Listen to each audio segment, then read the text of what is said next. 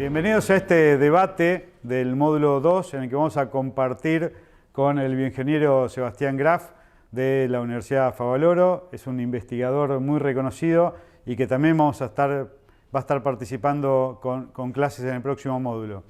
En este caso, el tema del debate que vamos a discutir, que vamos a compartir, es sobre lo clásico y lo nuevo en la biomecánica vascular.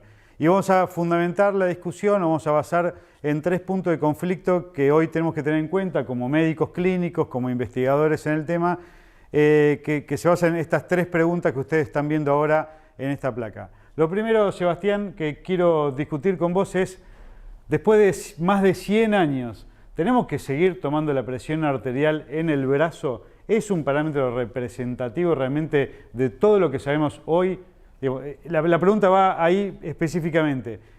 Sabiendo todo lo que sabemos hoy de biomecánica, de nuevos dispositivos y todo, ¿realmente vale la pena que sigamos considerando la presión braquial como un parámetro para tomar decisiones? ¿Cuál es tu opinión desde el punto de vista de la ingeniería y de la investigación? Perfecto. Sí, es una buena pregunta porque si uno se remonta a los orígenes, uno ve que inicialmente se utilizaba la morfología de la forma de onda a nivel braquial. Y eso posteriormente fue simplificado por el método, digamos, esfigmomanométrico para medir 2 valores. ¿Sí? Fue simplificado a valor sistólico y diastólico. Entonces, contestándote un poco, si vos ves hoy los dispositivos que utilizan mediciones, por ejemplo, de presión central, todos están basados en una calibración y increíblemente dependemos de la calibración braquial. O sea, la respuesta sería, por el momento los vamos a necesitar. La pregunta sería si alcanza con equipos que midan solo esos valores sistodiastólicos o podemos agregarle equipos que permitan medir, por ejemplo, la morfología de la... Todo el mundo se olvidó de que la presión arterial es una onda continua y el concepto de presión media es la suma de los puntos y dividido por la cantidad de puntos. Pero vino River Rocci a principios del siglo XX y nos destruyó ese concepto tan fisiopatológico que tenemos. Exactamente. De hecho, uno siempre dice, ¿no?, que la forma de onda de la presión dice mucho. Es como un electrocardiograma. En un electrocardiograma no interesan tanto los valores límites, sino la morfología. Esto es lo mismo. Es decir, uno podría hacer diagnóstico en función de la morfología, como se hacía ya en 1800. Ahora, si hablamos de morfología, tendríamos que medir a todos los pacientes. Si quisiéramos hacer las cosas serias, deberíamos medir a todos los pacientes en forma invasiva, porque es la presión real que tiene la arteria en sus distintos segmentos. Sí, bueno, obviamente el método invasivo es el gol estándar para todo, pero eso en la clínica carece de sentido, digamos. Podemos hacerlo en las unidades de terapia o en cuidados críticos. Pero para eso sí hay alternativas para medir no invasivamente la morfología de la onda. Eso se puede hacer. Ahora, para eso hay distintos dispositivos, pero de vuelta, contestándote a tu pregunta, aún en eso necesitamos hoy el valor, ese límite, digamos, medido con un manómetro. A mí realmente casi que me saca de quicio pensar que cuando yo estoy tomando la presión arterial braquial a un paciente, quizá tengo 15 milímetros de mercurio de error con respecto a lo que está pasando realmente. Y si yo tomo decisiones clínicas respecto a una presión que tiene un error tan grande, un error estándar tan grande, bueno, hasta puedo llegar a dudar de lo que pasa. Digamos, está hecha las calibraciones, presión invasiva versus presión braquial, digamos, por debajo de 120 milímetros de mercurio no hay tanto problema, por encima de 160 no hay tanta diferencia, pero en el medio, que son la mayoría de nuestros pacientes, no estamos midiendo lo que realmente está pasando y eso realmente es un gran problema. Y aporto algo más. Vos sabés que para calibrar esos equipos oscilométricos, el patrón que se utiliza es el método auscultatorio contra columna de mercurio. Y se acepta un error de 5 más menos 8 milímetros de mercurio. Es decir, si sumamos son 13 milímetros de mercurio de error en la validación del equipo. Lo cual refuerza un poco lo que vos decís. Estamos teniendo hoy equipos que no son del todo exactos. Y bueno, sobre eso sí hay que trabajar mucho. Pero yo, contestándote a tu pregunta, te diría, como te dije, sí, por el momento hay que usarlos, pero también agregar otras cosas. Yo creo que ahí está la diferencia. No quedarnos solamente con el valor, sino sumarle a eso otras... Bueno, a eso se refiere la segunda pregunta que estamos cuestionando acá y que podemos discutir. ¿Realmente tiene un valor ir más allá, tomar imágenes de lo que está pasando en la arteria. Digamos, hoy tenemos múltiples dispositivos, tenemos tomografía, tenemos resonancia magnética, tenemos estudios de perfusión, estudios de metabolismo de las arterias, podemos medir la presión, podemos medir la onda de pulsatilidad con métodos no invasivos como los tonómetros. Digamos, ¿qué lugar hoy vos le ves, por supuesto, desde el punto de vista de investigación, desde el punto de vista de ingeniería? ¿Qué valor le ves eso al manejo del paciente con enfermedad cardiovascular? Bueno, te voy contestando por partes. Es verdad, hoy podemos hacer mediante tomografía, mediante resonancia también, podemos estimar velocidades, diámetros, dimensiones, hasta presiones. Hay un tema asociado que en el caso de la tomografía está relacionado con las radiaciones que está recibiendo el paciente. Esto también tiene su correlato con el score calcio coronario, por ejemplo. Ya es un tema entonces ahí a debatir el uso o no, digamos, de las radiaciones. En cuanto al uso de la resonancia, también hay equipos cada vez más rápidos, equipos que incluso permiten hacer lo que se llama el 4D flow, es decir, uno puede tener mediciones en tiempo real del flujo y demás. El tema está asociado también al costo muchas veces. Entonces, yo diría que sí, por ejemplo, alentaría el uso de la ecografía. La ecografía hoy es el método más barato que hay y puede, de alguna manera, darnos una información más global de todos los parámetros. Esto lo hacemos, lo vamos a ver en un taller, cómo medimos la distensibilidad local de cada grupo de arterias, por ejemplo, la carótida, que lo hacemos habitualmente en la práctica clínica. Digamos, esto realmente agrega valor para... ¿Qué traducción deberíamos hacer en conocimiento respecto a ver la estructura y el movimiento de la arteria? Yo iría más allá. Yo siempre muestro algunas imágenes en las cuales está el médico colgándose un estetoscopio. Bueno, yo diría que hoy, con el avance que tienen los equipos y las sondas, se debería estar colgando con un probe de un ecógrafo, pues de un equipo ultrasonido, midiéndolo en un teléfono o en una tablet. Yo tengo esa foto que la voy a mostrar. Bueno, eso creo yo, porque si vos analizás eso, estás midiendo primero la estructura, estás viendo si hay placa o no hay placa. Podés medir distensiones, podés medir presiones, podés medir función endotelial. Entonces para mí la ecografía le gana, estamos hablando en la clínica. Obviamente para la investigación y si uno tiene protocolos con la parte de resonancia, ni que hablar, sería como un gol estándar.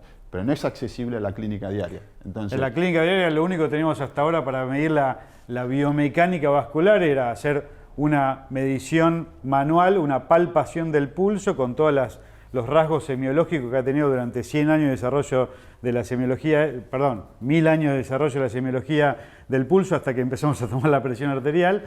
Y por supuesto tenemos índice tobillo-brazo como para ver cómo se propaga la onda de presión por lo menos. Pero ahora tenemos justamente métodos directos para ver cómo el diámetro, cómo el espesor de la pared, cómo interjuegan con la presión para ver justamente todas estas variables de biomecánica vascular que tanto nos importan. Totalmente. Ahora, eso, si vos tuvieras que decirlo, tuvieras que recomendar en salud pública, digamos, es una responsabilidad enorme, digamos, pero eso habría que hacerlo a todos los pacientes. Y cada cuánto habría que reevaluar eso, porque también hay un tiempo de cambio para esos componentes. Tal cual. Como esto es muy dinámico, me refiero, la presión es una magnitud dinámica, varía instante a instante y los procesos son en algunos casos lentos, por ejemplo, una rigidez arterial y demás demora. Pero hay otros que no, por ejemplo, una función endotelial puede haber cambios que merecen evaluarse con tiempos más cortos. De todas maneras, esto trasladado a la salud pública y demás está muy directamente relacionada con los costos, pero por suerte hoy eso ha bajado considerablemente. Entonces hoy es muy fácil tener un equipo de medición, de presión, de velocidad del pulso y ni siquiera, de ecografía. Incluso más, hoy estos equipos que yo mencionaba han bajado considerablemente de precio, entonces es factible hacerlo.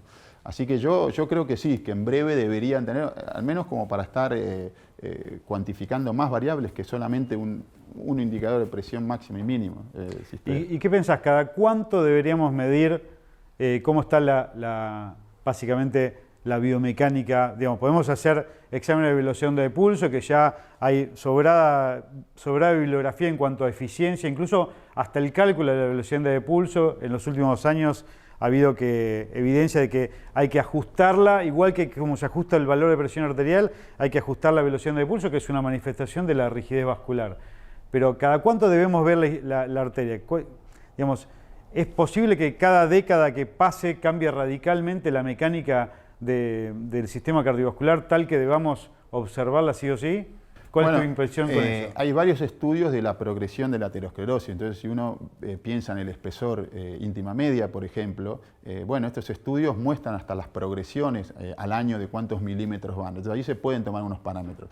Y ni que hablar para hacer todo la búsqueda de placas y demás.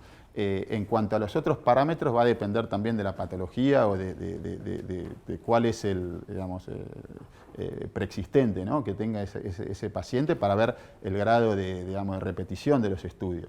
Pero eso es difícil de cuantificar. Pero yo estimo que esto, así como uno se hace un chequeo, debería hacerse completo con todos esos parámetros, porque son indicadores precoces, eso es lo bueno. Bien, y el último punto que tenemos que discutir es, tenemos la suerte de estar viviendo en la nueva era espacial también, ¿no?, donde cambian los paradigmas. Formas de medición ambulatoria que hoy nos permiten desde la telemedicina el poder incorporar mucha cantidad de datos de forma continua quizá, en estos mismos términos, por ejemplo, con dispositivos utilizables como un reloj inteligente, como las bandas de medición de frecuencia cardíaca, como dispositivos que miden el electrocardiograma todo el tiempo. Entonces, si tenemos un dispositivo que mide el electrocardiograma todo el tiempo y un dispositivo, por ejemplo, alojado en la muñeca, que mide la llegada de la onda de pulso, ya tenemos todo el recorrido de la onda de pulso desde que sale del corazón hasta que llega a la muñeca o al dedo si es un anillo o al oído si es un auricular que mide, que sensa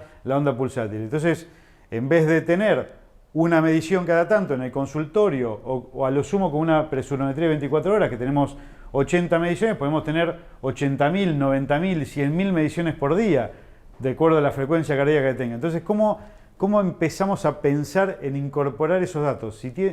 Primero la pregunta es si tienen validez en tu opinión, claro, profesional. Sí, es una buena pregunta. Yo creo que algo parecido ocurrió cuando uno medía la presión, digamos, braquial en consultorio y luego empezó a aparecer el mapa, ¿no?, el monitoreo ambulatorio, que digamos, una medición es tomar una foto en un instante de ese momento en el consultorio con todos los efectos que puede haber, versus tomarla en condiciones, digamos, normales de vida. Entonces eso fue un gran avance y se han detectado cuestiones que ocurrían a la noche o durante el día gracias al monitoreo. Bueno, lo mismo, coincido, se puede utilizar, digamos, estos dispositivos, pero ahí yo creo que hay que tener un especial cuidado, sobre todo en lo que es la calibración y la validación de esos equipos. Es decir, hoy uno encuentra, como bien decías, smartwatch, un montón de celulares con posibilidades de tomar desde señales de oximetría, señales de pulso. El tema está qué validez tienen esos registros, porque tienen errores muy importantes. Entonces, habiendo un equipo que sí fuera, es lo mismo que para el monitoreo ambulatorio de la presión, ¿no?, los equipos son muy validados. Pero teniendo un equipo que permita, con todos los estándares y estando seguros de que cumple, digamos, con lo que está midiendo, yo creo que es muy interesante, porque le sumamos a eso el hecho de tener los datos en la nube y el hecho de poder procesar y la capacidad de procesamiento que tenemos, estamos generando información que vamos a poder sacar de eso seguro conclusión. Ahora, no es información de presión arterial.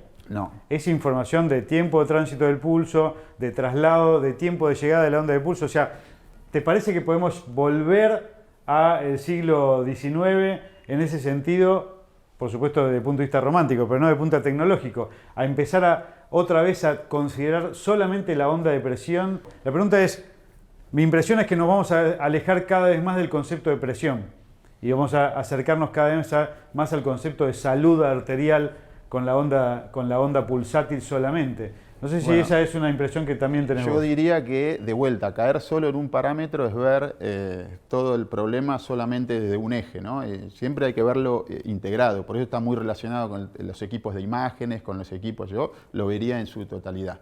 Pero yo creo que va a aportar, porque no es solo lo que mencionabas de medir el registro y la velocidad, porque a través de esas señales se pueden derivar otras. Es decir, no es que tenemos nada más que dos valores como pasaba con la presión sistólica y diastólica y no sabemos más nada, cómo fue el aumento, la pendiente de subida. Si yo tengo el registro de estas señales, probablemente hoy No, pero seguramente dentro de un par de años puedo revolver a estudiar esas señales y voy a encontrar cosas interesantes. Para eso está todo el tema del Big Data y el Machine Learning, ¿no? Que uno, por supuesto que necesitamos inteligencia artificial para analizar todos estos datos. Sí, bueno, pero eso ya es una nuestro realidad. Cerebro de consultorio eso, no va a alcanzar. Eso ya es una realidad que la estamos usando todo el día. Eso yo diría que ya está siendo usado.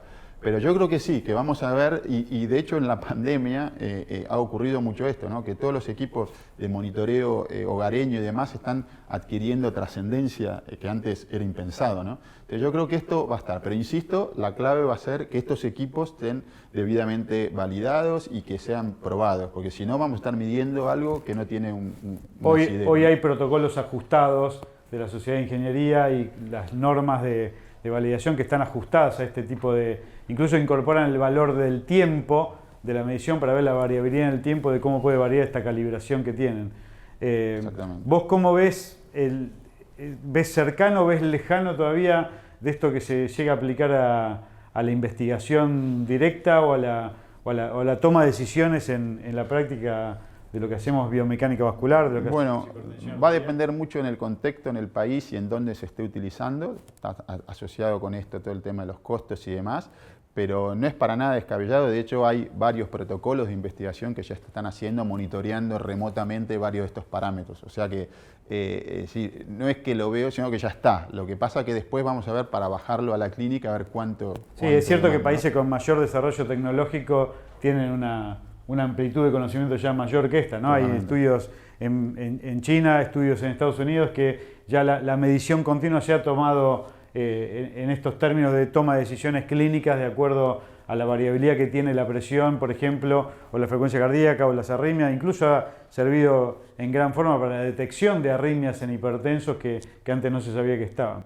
Te acoto algo, yo hablábamos hoy del monitoreo, del mapa. Bueno, la empresa pionera en esto se llama Spacelab, es la empresa que le diseñó todos los equipos a los astronautas cuando viajaban, digamos, al espacio. Entonces, toda esa información que tenían, imagínense que es todo telemétrico ya de la época cuando todavía no había ni señales digitales. Con lo cual, eso es, como digo, es un tema que ya está más que implementado. Es un tema después de costos y de ver cómo aplicarlo al público general, ¿no?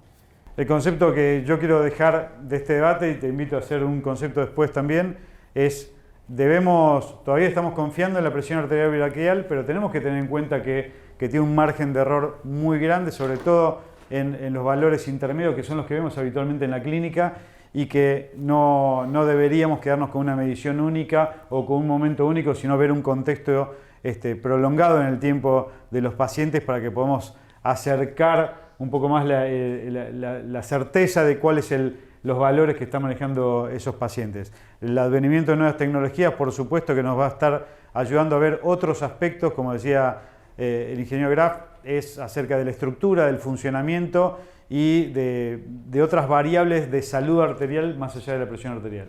Sebastián. Coincido plenamente. Creo yo que uno de los grandes errores fue la simplificación de lo que se sabía en ese momento. Ya por 1800 y pico hay registros de esfigmógrafos, es decir, un registro de onda continua, y se utilizaba para diagnosticar y se utilizaba en los seguros de vida de esos pacientes. Luego, por un tema, como digo, de simplicidad o para hacerlo de alguna manera más sencillo, se limitó a 2 valores y creo que ahí fue un error bastante importante y se perdió mucha información. Gracias a Dios eso volvió.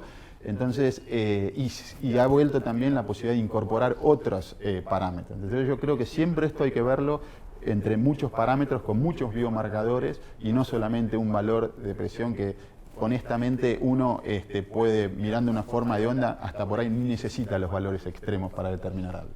Esa sería un poco mi impresión. Muy bien, muchas gracias de nuevo por participar y te esperamos para tu clase. Muchas gracias. Gracias.